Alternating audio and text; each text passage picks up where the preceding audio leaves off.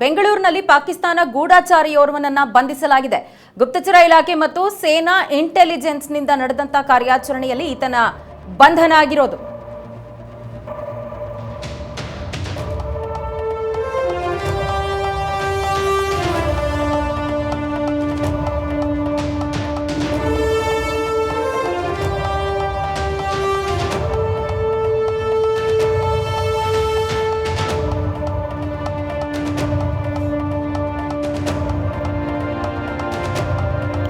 ಬೆಂಗಳೂರಿನಲ್ಲಿ ಪಾಕಿಸ್ತಾನದ ಗೂಢಚಾರಿಯೊಬ್ಬನನ್ನ ಬಂಧಿಸಲಾಗಿದೆ. ಪಾಕಿಸ್ತಾನಕ್ಕೆ ರಕ್ಷಣಾ ಮಾಹಿತಿಯನ್ನ ಈತ ರವಾನೆ ಮಾಡ್ತಿದ್ದ ಅಂತ ತಿಳಿದು ಬಂದಿದೆ. ಉತ್ತರ ಪ್ರದೇಶದ ಘಾಜಿಯಾಬಾದ್ನ ನಿವಾಸಿ ದೀಪ್ ರಾಜ್ ಚಂದ್ರ ಬೆಂಗಳೂರಿನ BEL ನಲ್ಲಿ ಕೆಲಸವನ್ನ ಮಾಡ್ತಾ ಇದ್ದ.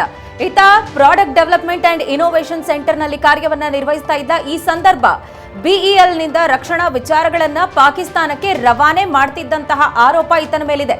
ಸದ್ಯ ಜಂಟಿ ಕಾರ್ಯಾಚರಣೆಯನ್ನ ನಡೆಸಿದಂತಹ ಗುಪ್ತಚರ ಇಲಾಖೆ ಮತ್ತು ಸೇನಾ ಇಂಟೆಲಿಜೆನ್ಸ್ ಈತನನ್ನ ಬಂಧಿಸುವಲ್ಲಿ ಯಶಸ್ವಿಯಾಗಿದ್ದು ಸದ್ಯ ಹೆಚ್ಚಿನ ವಿಚಾರಣೆಗೆ ಈತನನ್ನ ಒಳಪಡಿಸಲಾಗ್ತಾ ಇದೆ. ಈತ ಬೆಂಗಳೂರಿನ ಮತ್ತಿಕೆರೆಯಲ್ಲಿ ವಾಸ ಮಾಡ್ತಿದ್ದ ಅನ್ನುವಂಥದ್ದು ತಿಳಿದು ಬಂದಿದೆ. ಪಾಕಿಸ್ತಾನಕ್ಕೆ ರಕ್ಷಣಾ ಮಾಹಿತಿಯನ್ನ ರವಾನೆ ಮಾಡ್ತಿದ್ದಂತಹ ವ್ಯಕ್ತಿಯನ್ನ ದೀಪ್ ರಾಜ್ ಚಂದ್ರ ಅನ್ನುವಂತಹ ವ್ಯಕ್ತಿಯನ್ನ ಬಂಧಿಸಲಾಗಿದ್ದು ಈತ ಮೂಲತಃ ಉತ್ತರ ಪ್ರದೇಶದ ಘಾಜಿಯಾಬಾದ್ನ ನಿವಾಸಿ. ಬೆಂಗಳೂರಿನಲ್ಲಿ ಕಾರ್ಯವನ್ನ ನಿರ್ವಹಿಸ್ತಾ BEL ನಲ್ಲಿ ಮತ್ತಿಕೆರೆಯಲ್ಲಿ ಈತ ವಾಸ ಮಾಡ್ತಾ ಇದ್ದ. Product development and innovation centre ನಲ್ಲಿ ಕಾರ್ಯನಿರ್ವಹಿಸ್ತಾ ಇದ್ದಂತಹ ಈತ ಪಾಕಿಸ್ತಾನಕ್ಕೆ ನಮ್ಮ ದೇಶದ ರಕ್ಷಣಾ ವಿಚಾರಗಳನ್ನ ಹಂಚಿಕೊಳ್ತಿದ್ದ, ಬೇಹುಗಾರಿಕೆಯಲ್ಲಿ ಈತ ಭಾಗಿಯಾಗಿದ್ದ ಅನ್ನುವಂತಹ ಆರೋಪ ಇದೆ.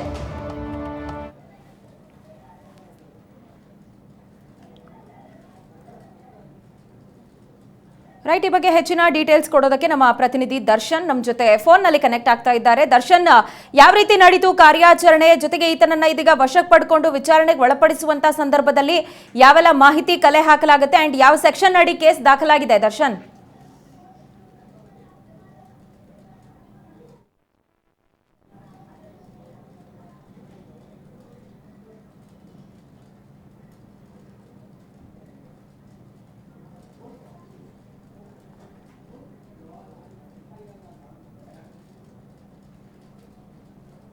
ಬೆಂಗಳೂರಿನಲ್ಲಿ ಪಾಕಿಸ್ತಾನದ ಗೂಢಚಾರಿಯೊಬ್ಬನನ್ನ ಬಂಧಿಸಲಾಗಿದ್ದು ಗುಪ್ತಚರ ಇಲಾಖೆ ಹಾಗೆ ಸೇನಾ ಇಂಟೆಲಿಜೆನ್ಸ್, ಸೆಂಟ್ರಲ್ ಇಂಟೆಲಿಜೆನ್ಸ್ ಏಜೆನ್ಸಿ ಹಾಗೆ ಮಿಲಿಟರಿ ಇಂಟೆಲಿಜೆನ್ಸ್ ನಡೆಸಿದಂತಹ ಜಂಟಿ ಕಾರ್ಯಾಚರಣೆಯಲ್ಲಿ ಪಾಕಿಸ್ತಾನಕ್ಕೆ ರಕ್ಷಣಾ ಮಾಹಿತಿ ರವಾನೆ ಮಾಡ್ತಿದ್ದವನ ಬಂಧನ ಆಗಿದೆ.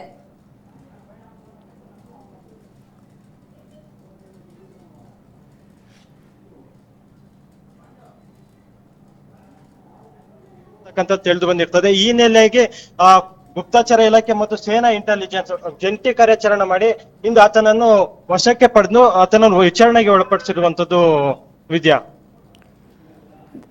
ರೈಟ್, ಯಾವೆಲ್ಲ ಸೆಕ್ಷನ್ ಅಡಿಯಲ್ಲಿ ಕೇಸ್ ದಾಖಲು ಮಾಡಲಾಗಿದೆ ಅನ್ನುವಂತ ಡೀಟೇಲ್ಸ್ ಏನಾದ್ರು ಲಭ್ಯ ಆಗುತ್ತಾ ದರ್ಶನ್?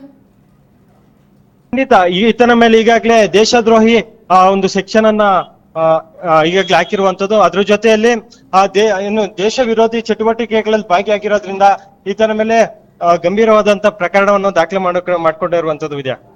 ದರ್ಶನ್, ಈತ BEL ನಲ್ಲಿ product development and innovation centre ನಲ್ಲಿ ಕಾರ್ಯನಿರ್ವಹಿಸ್ತಾ ಇದ್ದ ಅನ್ನುವಂಥದ್ದು ತಿಳಿದು ಬಂದಿದೆ.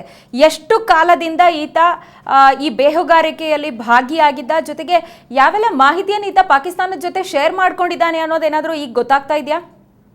ಸದ್ಯಕ್ಕೆ ಈ ವಿಚಾರವಾಗಿ ಇನ್ನೂ ಸಹ ತಿಳಿದು ಬಂದಿಲ್ಲ. ಅಂದ್ರೆ ಕಳೆದ 3 ವರ್ಷದಿಂದ ಈತ BEL ನಲ್ಲಿ ಕೆಲಸ ಮಾಡ್ಕೊಂಡಿರ್ತಾನೆ. ಅಂದ್ರೆ ಯಾವ ಮಾಹಿತಿ ಇದುವರೆಗೂ ಆತ ಪಾಕಿಸ್ತಾನಕ್ಕೆ ರವಾನೆ ಮಾಡಿದಾನ ಅಂತಕ್ಕಂಥ ವಿಚಾರ ಇನ್ನೊಂದು ತನಿಖೆ ನಂತರ ತಿಳಿದು ಬರಬೇಕಾಗಿರುವಂತದ್ದು. ರೈಟ್ ದರ್ಶನ್, ಥ್ಯಾಂಕ್ ಯು ತಮ್ಮೆಲ್ಲ ಡೀಟೇಲ್ಸ್ಗೆ.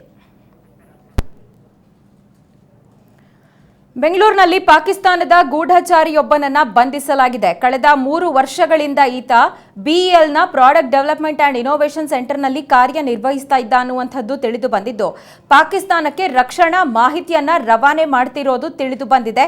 ಹೀಗಾಗಿ ಜಂಟಿ ಕಾರ್ಯಾಚರಣೆ ನಡೆಸಿದಂತಹ ಗುಪ್ತಚರ ಇಲಾಖೆ ಹಾಗೆ ಸೇನಾ ಇಂಟೆಲಿಜೆನ್ಸ್ ಈತನನ್ನ ಬಂಧಿಸುವಲ್ಲಿ ಯಶಸ್ವಿಯಾಗಿದ್ದು, ನಾವು ರಿಕಾಲ್ ಮಾಡ್ಕೊಳ್ಳೋದಾದ್ರೆ ಚಿಕ್ಕಪೇಟೆಯಲ್ಲಿ ಕೂಡ ಇದೇ ರೀತಿ ಬೇಹುಗಾರಿಕೆಯಲ್ಲಿ ತೊಡಗಿದ್ದಂತಹ ವ್ಯಕ್ತಿಯೊಬ್ಬನನ್ನ ಬಂಧಿಸಲಾಗಿತ್ತು. ಈಗ ಮತ್ತೆ ಬೆಂಗಳೂರಿನಲ್ಲೇ ಈ ರೀತಿಯ ಬೇಹುಗಾರಿಕೆಯಲ್ಲಿ ಭಾಗಿಯಾಗಿರುವಂತಹ ವ್ಯಕ್ತಿಯನ್ನ ಬಂಧನಕ್ಕೊಳಪಡಿಸಿರೋದು ಒಂದಷ್ಟು ಆತಂಕಗಳಿಗೆ ಕಾರಣವಾಗ್ತಾ ಇದೆ. ಬಹಳ ಪ್ರಮುಖವಾಗಿ ಈತ BL ನಿಂದ ಯಾವೆಲ್ಲ ರಕ್ಷಣಾ ವಿಚಾರವನ್ನ ಪಾಕಿಸ್ತಾನಕ್ಕೆ ಈ ತನಕ ರವಾನೆ ಮಾಡಿದ್ದಾನೆ, ಜೊತೆಗೆ ಯಾವ ರೀತಿಯಾದಂತಹ ವ್ಯವಹಾರವನ್ನ ಈತ ಹೊಂದಿದ್ದ ಅನ್ನೋದರ ಕುರಿತಾಗಿ ತನಿಖೆ ಇಂದ ಒಂದಷ್ಟು ಮಾಹಿತಿ ಹೊರಬರಬೇಕಿದೆ.